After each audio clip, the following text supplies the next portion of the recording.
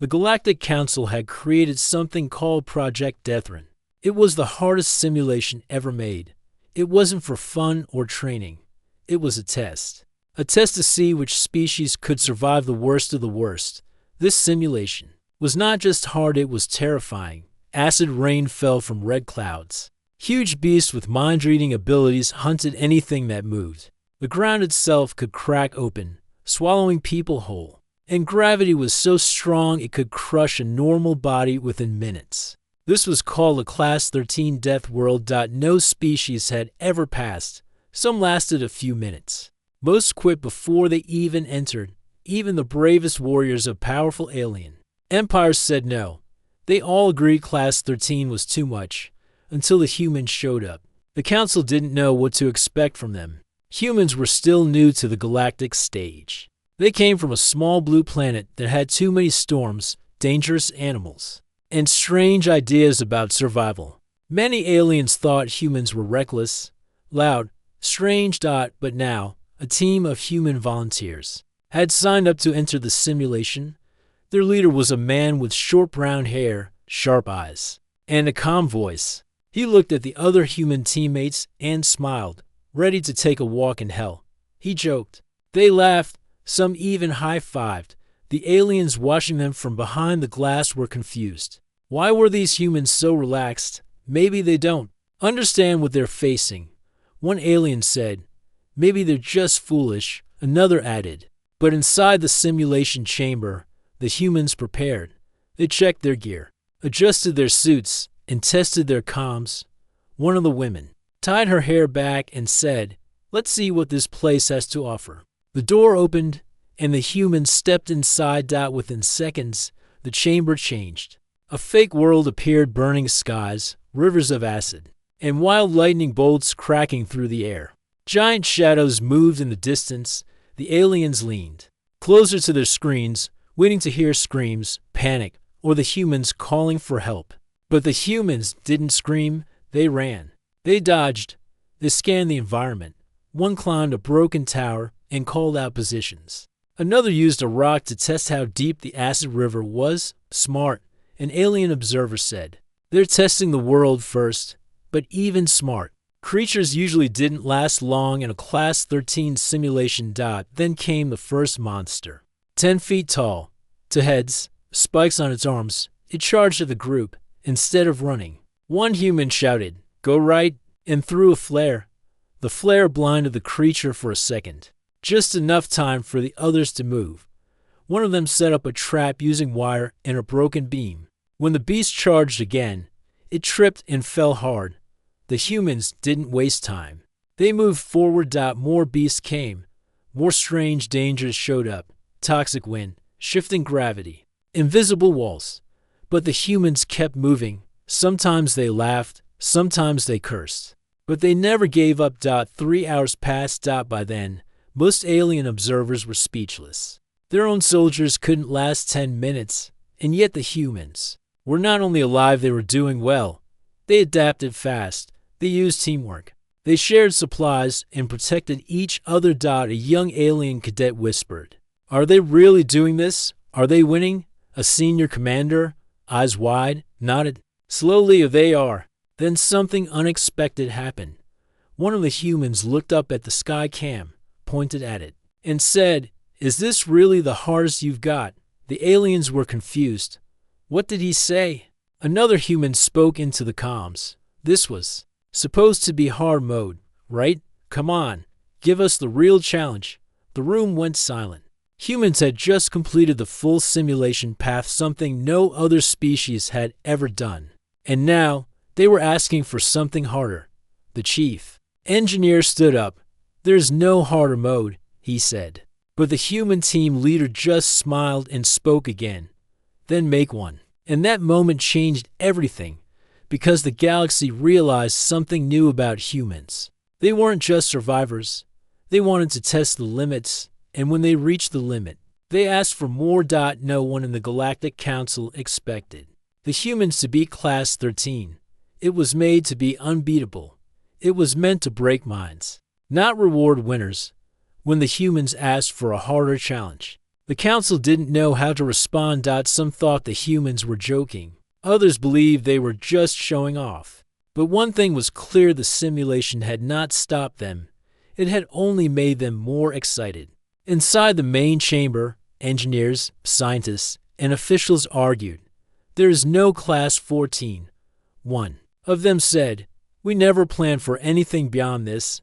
"Then start planning," said the High Overseer, a large alien with blue skin and glowing eyes. The humans asked for more. "If we say no, the galaxy will see us as weak, so..." A secret team was formed. They were told to design something beyond any known test. Something that would make even humans think twice. They worked day and night. They added new dangerous things no mind could easily understand. Gravity that shifted every minute. Enemies that couldn't be seen or heard. Storms that bent light and made the world twist like a dream. They placed puzzles that required teamwork under pressure. And traps that punished the smartest minds. They made sure no escape route existed unless someone figured out 5 different steps. While running from danger. The new level wasn't just hard. It was impossible. They called it Class 14, Red Zone. No species was informed about this, only the humans were invited. A quiet message was sent: "Class 14 simulation is ready. Warning, risk of death is extreme." The humans replied quickly, "Perfect. When do we start?" The galactic leaders were stunned once again. But it was too late to back down. On the day of the test, the humans arrived early. The same team stepped out of their ship calm, joking, carrying light gear. Alien reporters watched from outside the simulation chamber. They asked questions in hushed tones. "Do they know how hard this is? Do they even care?" One human checked her watch and said, "Time to earn some bragging rights." Another replied, "Time to unlock nightmare mode." The doors opened. The humans walked in. Inside, the world changed instantly. A black sky cracked with green lightning. The ground was made of floating rock platforms that moved when stepped on. Nothing stayed still.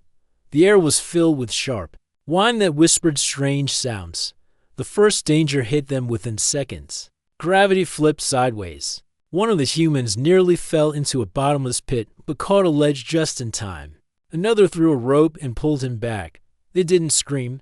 They laughed. "Okay." The team leader said, "This is more like it." The invisible enemies attacked next. Things that left no shadow, no sound, no trace. But the humans had prepared. They used flour from their rations to reveal footprints. They threw it into the air and watched it settle on unseen shapes. "Gotcha," one of them whispered. Alien watchers gasped. "They're fighting what they can't even see," a voice said, "and winning." Another added. Every few minutes, the simulation changed. What looked like stone became water. What seemed like safe ground crumbled. Fire burst from air. The humans had to stay alert every second, yet somehow they made progress. They marked their path with broken gear. They left signals for each other. Using lights and lines, they figured out the patterns of the chaos, and still, they joked. Halfway through the test, the council sent a hidden message to the engineers. "Are you sure they're inside Class 14? Check the code." The answer came back. "Yes, they are. They're not just inside it. They're mastering it." Some council members began to worry. What if humans were not like other species? What if pain made them stronger? What if chaos made them smarter? After 6 hours, the humans reached the final stage. Here, the simulation went silent. No movement. No sound. Just a door. Locked. No instructions. The humans stood in front of it. They looked around. Nothing. Then the team leader looked at the ceiling. "This is a test of trust," he said. "We have to step through together." They all touched the door at the same time. It opened, and they walked into light, outside. The monitors shut off. Alarms flashed. Simulation complete. The screen read. Alien officials stared in disbelief. One whispered, "They passed. They passed Class 14." And just when the room began to quiet down, another message flashed from the human leader's comm. "That was amazing. Let us know when you build Class 15. The galaxy had watched many things before wars, new species, powerful technology, but never something like this. Humans didn't just survive Class 14. They studied it, played with it, and then beat it with strategy and teamwork. And they did it while smiling. The council's command room stayed quiet. For hours after the test ended, screens replayed footage of humans solving puzzles under attack, tricking invisible enemies, and using their own fear as fuel. No one spoke. Most had no words left. Deep inside the testing center, the human team walked out of the simulation room. Their suits were dirty, faces sweaty, but their eyes were sharp and alive. One of the engineers walked up slowly and asked, "How? How did you know what to do?" The team leader smiled. "We didn't, not at first, but we learned fast." Another human added, "You don't beat Deathworlds by being strong. You beat them by being smart." The aliens around them didn't understand at first. Strength was always seen as power. But these humans showed something else: planning, adjusting, and never giving up. Some aliens whispered that it was luck. Others said maybe humans cheated. But those were just excuses. The truth was clear. Humans thought differently. 2 days later, the Galactic Council held a private meeting. "We have to talk about them," one of the members said. "They passed both Class 13 and 14. That shouldn't be possible." Another member nodded. "We built those tests to measure survival." But they didn't just survive, they rewrote how it's done. A scientist from the observation group stood up. They built traps inside the simulation using broken objects. They used echo sounds to map invisible areas. They marked paths with scent, not sight, and they used humor to reduce panic. The room went silent again. Then someone asked, "Is it just this group of humans? Or is it all of them?" No one answered, because they didn't know. While the council argued and planned, the human team returned to their ship. They weren't looking for fame or praise. To them, it had been another day to challenge themselves. Inside their ship, they reviewed the footage of their own run. They took notes, discussed ideas, and laughed about mistakes they made. "Remember when the floor disappeared and I fell on my face?" One of them said. Another replied, "Yeah, but you found the next door doing that, so maybe your face saved." The mission? They laughed again. They didn't act like warriors who had just beaten the impossible. They acted like students who had just learned something new. 3 days after the Class 14 success, a surprise meeting request came from the Galactic Science Academy. They wanted to interview the human team. At first, the team wasn't sure. "What's the point?" one asked. "We just figured out how to work together." But they agreed. Inside the academy, dozens of aliens from different species gathered. Scientists, commanders, thinkers. They all wanted to understand one thing: how humans did it. The human team stood at the front of the hall. They weren't wearing armor or medals, just simple clothes and calm faces. A tall alien with green scales asked the first question.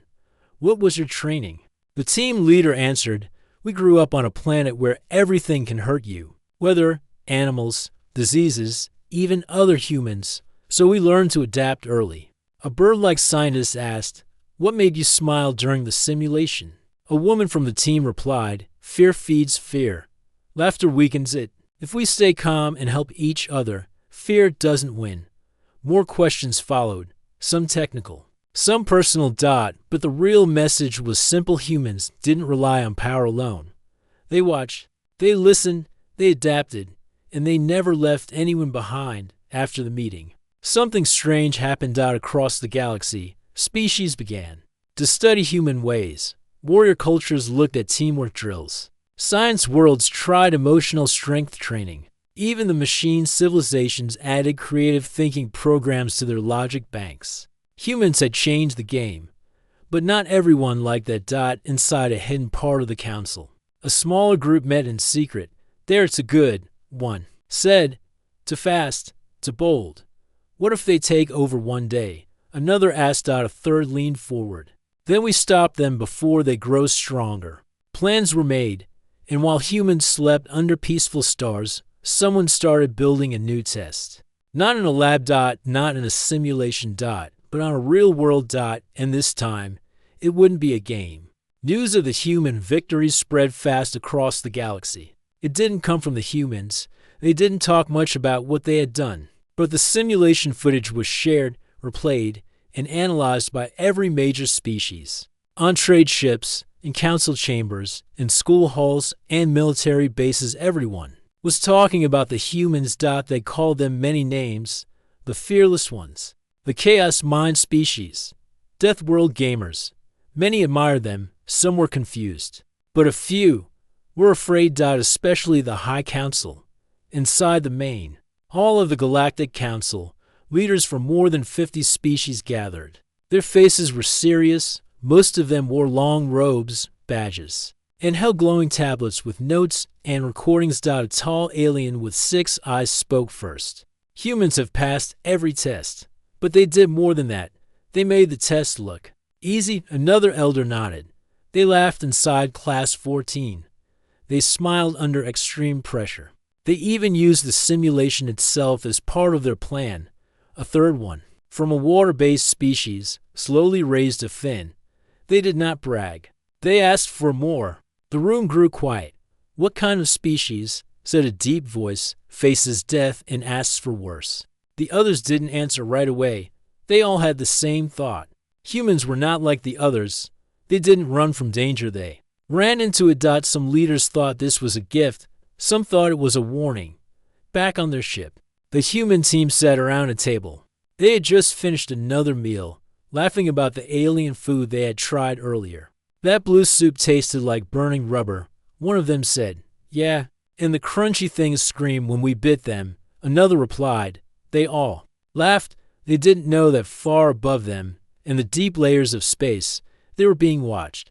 Council spies had placed drones to listen and record. Every smile, every joke, every word was being collected. A council commander watched the live feed and frowned. "They are calm. They are comfortable." Another asked, "Should we be worried?" "Yes," came the answer. "We gave them a dream. Now we must give them something real." The next day, a special message was sent to Earth. It came from the Galactic Council's Exploration Division. It said, "A strange signal has been found on an uncharted planet. We believe it's linked to an old pre-galactic system. We invite humanity to lead the mission and explore it first." The humans accepted the offer.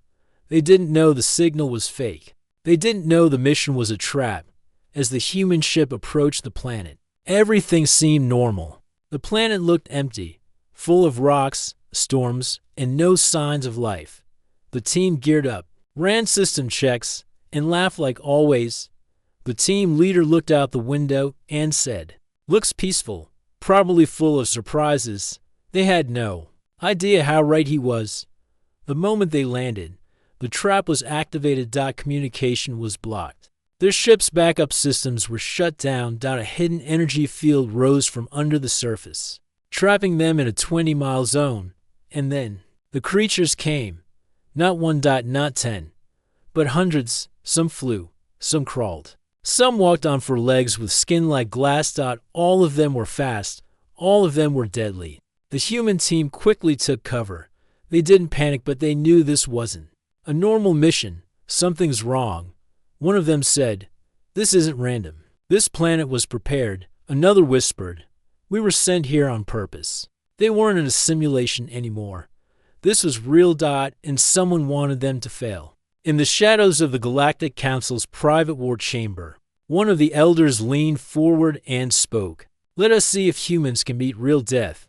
Not a game, not a test, not a simulation." A silent agreement passed through the room. No votes, no rules, just fear wrapped in strategy. Because deep inside, they all believe the same thing. If we don't stop the humans now, nothing ever will. The human team landed on the planet, thinking it was just another mission. The galaxy had asked them to explore a strange signal, and they accepted without hesitation. They trusted the council. They believed this was another test, another step toward learning more about the stars. But the moment their boots touched the ground, things felt wrong. The wind was too sharp. The soil crumbled too easily. And the sky had no sun, only a dark red glow that gave no warmth. The team looked around and felt it in their bones. Something wasn't right. No signs of life. One of them said, checking a scanner. "That's the first warning. The team leader replied, "Places with no signs often hide the most." They moved carefully.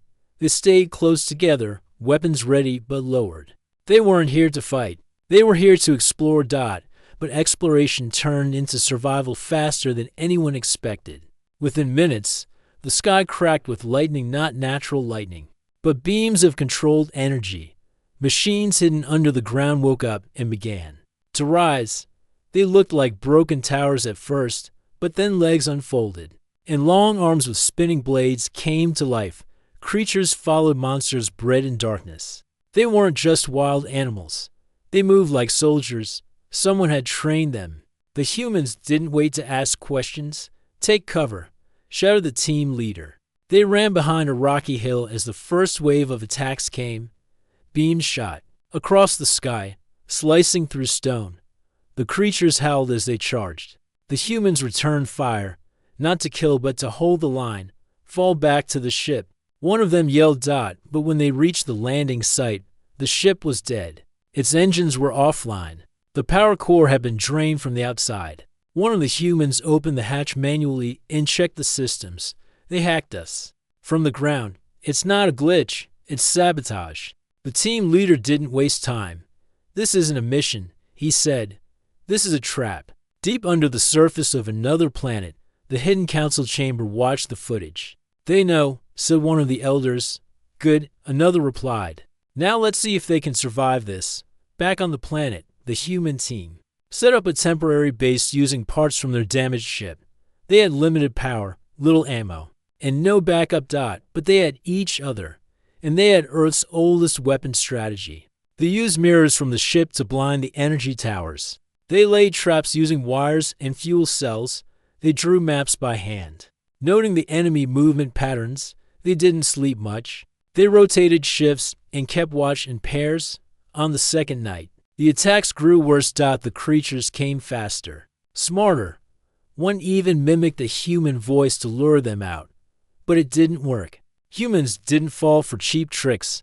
They answered with fire and steel. "We're not going down that easy," one of them said.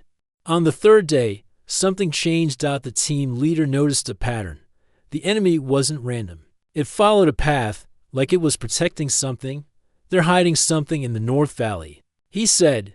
"Maybe a control system, or a power core, or an escape route." Another added. They made a plan. At sunrise, they moved fast. No time for fear.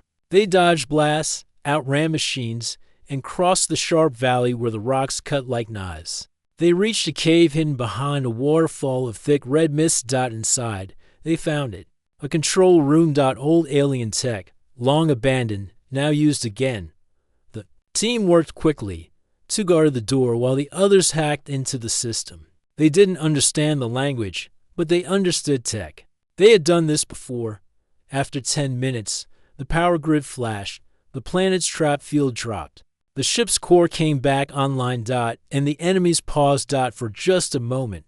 "That's all we need," said the team leader.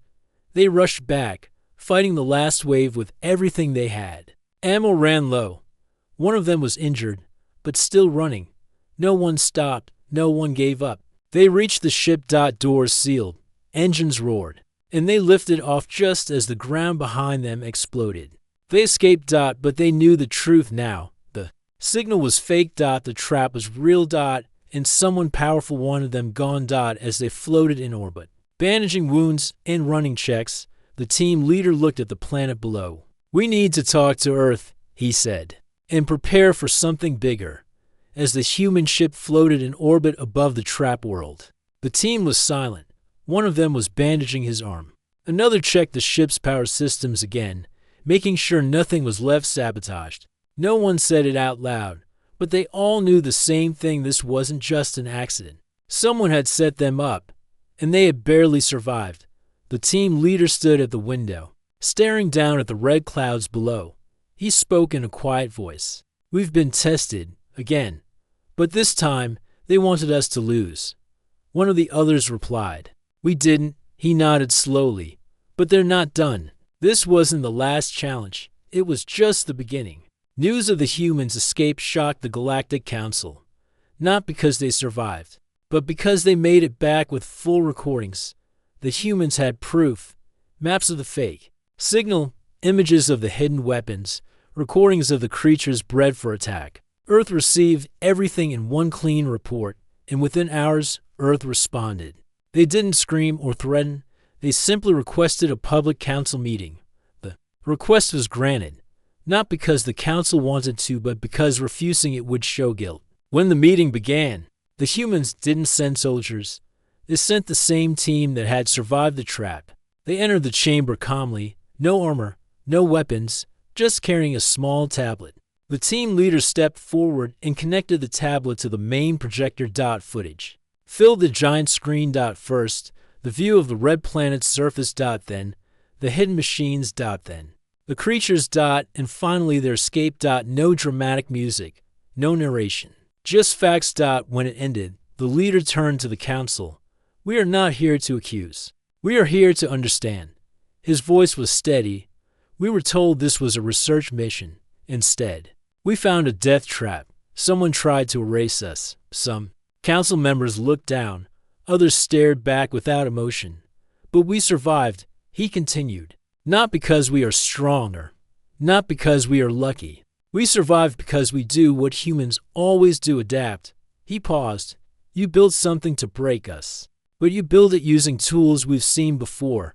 Machines, monsters, traps, we know those things. We've lived with them on Earth for thousands of years." He looked at the council and said, "You forgot one thing. When humans face danger, we don't panic. We build plans." Back on Earth, humans had started working quickly. They studied the trap world in detail. Every threat was logged. Every system was broken down.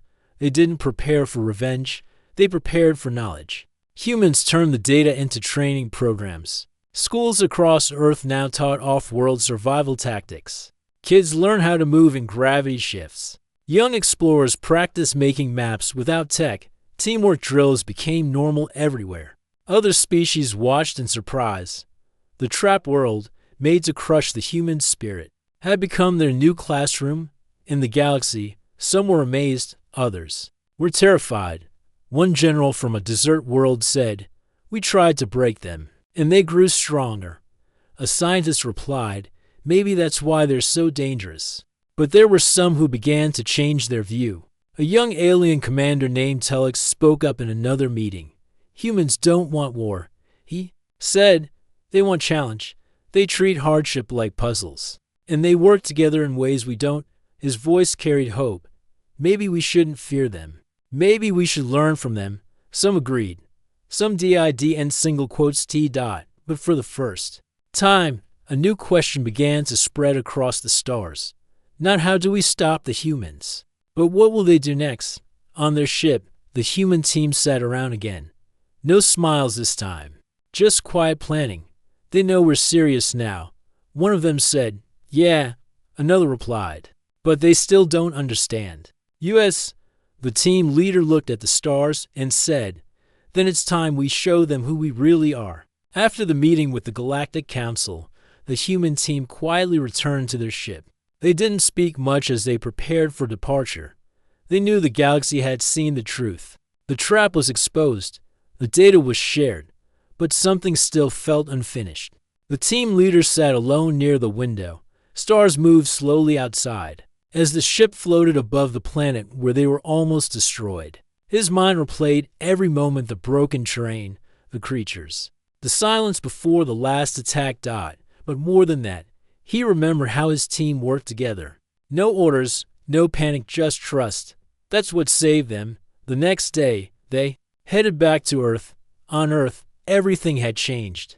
The footage from the Deathworld mission had reached every country, every research station, every military base, and more importantly, it reached the people. Young students watched how the team solved problems under pressure. Teachers showed how teamwork saved lives. Even small towns built obstacle fields to train in zero-gravity simulations. Humanity didn't wait to be tested again. They started preparing for the unknown, and the galaxy noticed. In the Central Council, fear grew louder. "They're learning to fast," one elder said. They're training their children using Deathworld scenarios, another added. They treat pain like a puzzle, a third whispered. One council leader leaned forward and said, they don't need weapons to conquer us. Their minds are. Weapons. No one argued that it was the truth, but while many feared, a few started to think differently. On a distant moon station, a group of alien scientists gathered. They were not part of the council. They were independent thinkers. They had watched everything, the simulations, the trap world, the human response. One of them, a short creature with bright yellow eyes, said, we built tests to stop them, but they used our tests to grow. Another replied, they are not trying to conquer us. They're trying to understand us. The group decided to take a risk. They sent a message to Earth. We do not fear you. We wish to learn with you. It was signed by over 200 alien researchers from more than 10 species. It was the first step towards something new. The human team received the message while they were still on the return journey. They read it in silence. Then, one of them smiled and said, looks like not everyone wants to play games with us. The leader nodded. Some want to build something better. They replied with one simple line, we are ready. Weeks passed, and then months. Earth began working with those alien scientists. They shared research, survival methods, and problem-solving strategies together. They created new training zones on neutral space stations. Humans and aliens trained. Side by side. Old enemies became curious. Rivals turned into partners. And the word Deathworld no longer meant fear. It meant opportunity.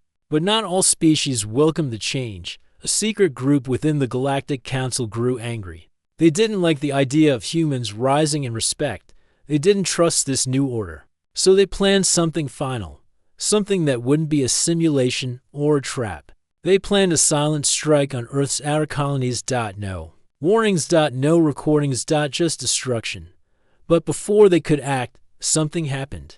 A signal reached their hidden command base. It was from a small human ship. It simply said, we see you, we know, and we are not afraid. Then a video played. It showed children training in zero gravity. It showed students solving alien tech puzzles. It showed humans teaching aliens how to survive on dangerous worlds. And at the end, the screen went black with one final sentence.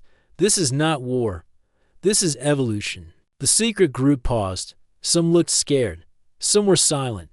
One of them finally said, if we fight them now, we don't stop them, we only teach them more.